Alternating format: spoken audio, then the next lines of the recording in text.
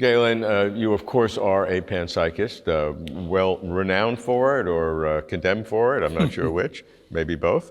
And what I'd like to do is just hear the flow of your argument. What are the arguments for panpsychism, and what are your assumptions, and what are your conclusions?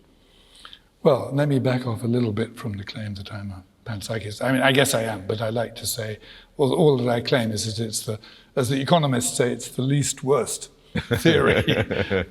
Yeah, perhaps I should also say that when I try to talk about this and to talk about it in a convincing way, I usually get rather downcast because I just realize it's just not going to work. I begin to feel that what I say doesn't even convince me, because I'm trying to put it over well to somebody else. But here are the steps. I suppose the first step is what I call being a materialist or being a physicalist. But really, you could just say that all I mean is that I'm a monist, where that means I think there's only one kind of fundamental stuff. Mm-hmm. And that's, Occam's razor says you should think that unless you have very powerful reason to think there's more than one. So I take that as fairly secure. Second step, well, I'm sort of making steps up now, the more than I usually do, is that I think physics has something to say about everything.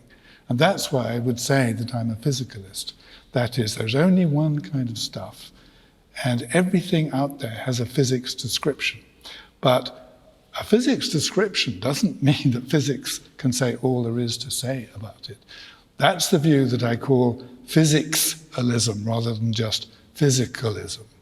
It's the view that physics can indeed say everything there is to say about everything that exists.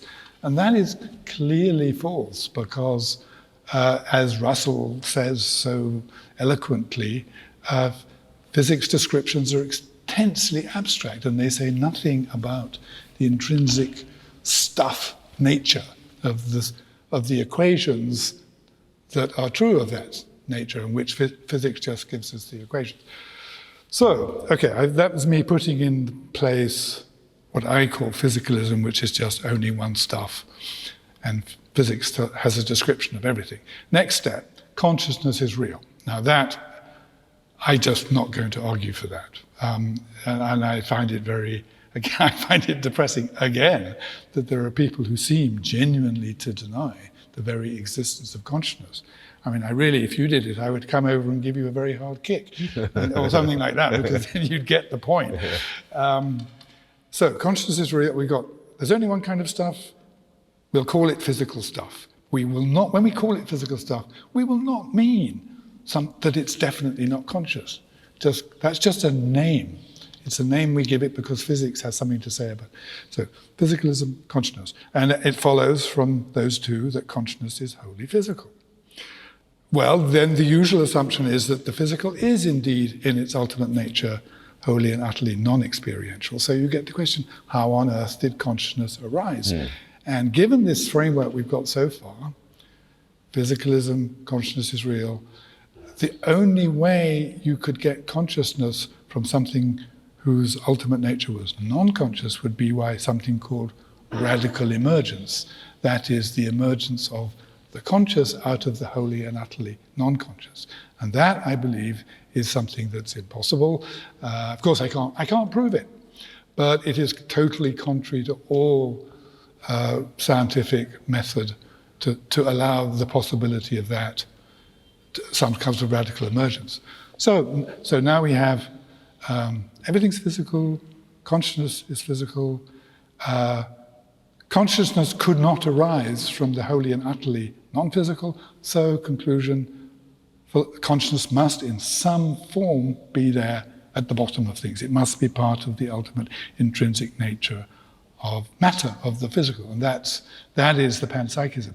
But I've got a new name for it, maybe I shouldn't Tell me. Impose it on you. I call it Archi-psychism. That archi means foundation.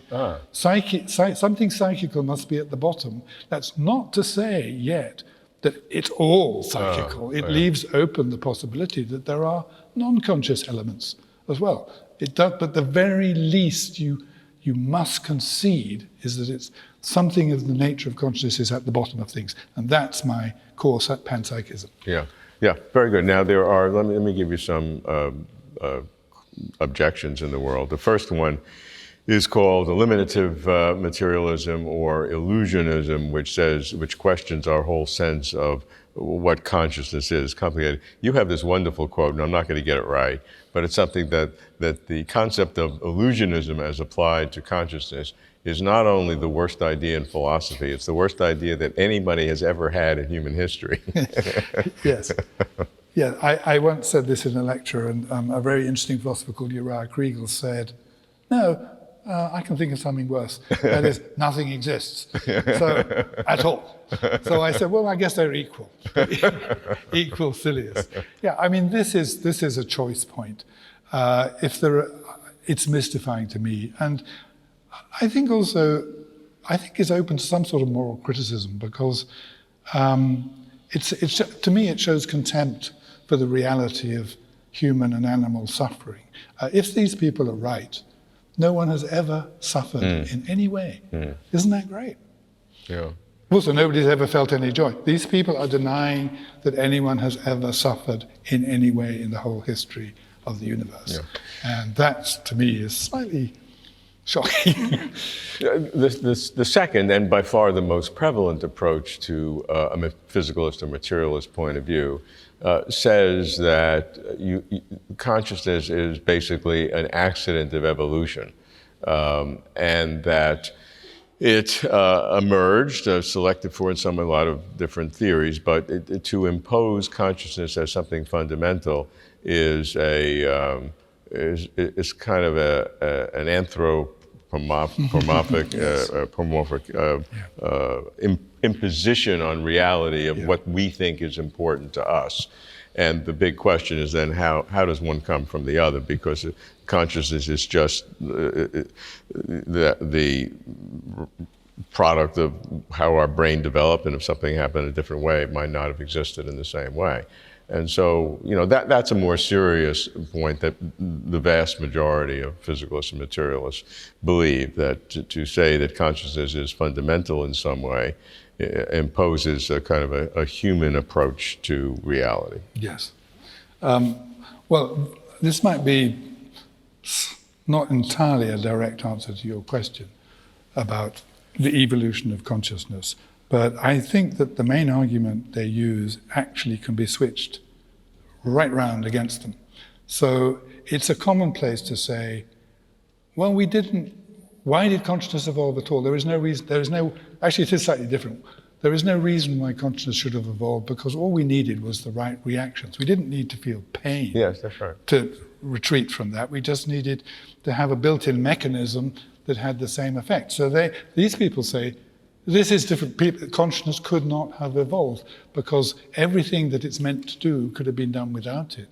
But then that's what I switch around, saying, well, it does exist, and you yourself have said that it couldn't have evolved. So that's another argument for saying it must be there at the bottom. How does evolution work? It works by, it finds some stuff, it needs something to work on, and it works on it. So it works on, as it were, spatial matter to shape the eye and the opposable thumbs. Brilliant stuff, right? Yeah. But so too, it finds something of the nature of consciousness, and it works on that in exactly the same way to produce vision and hearing and so on.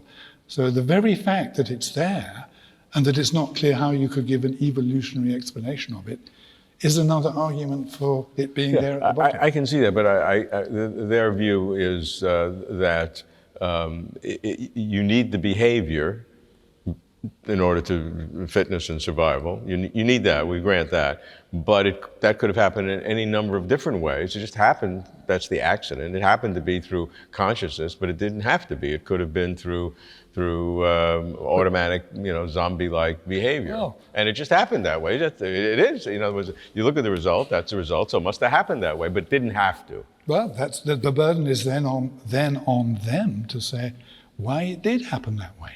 It was completely unnecessary. And yet here it is. What's the best explanation of that? That it was already there and that evolution used it.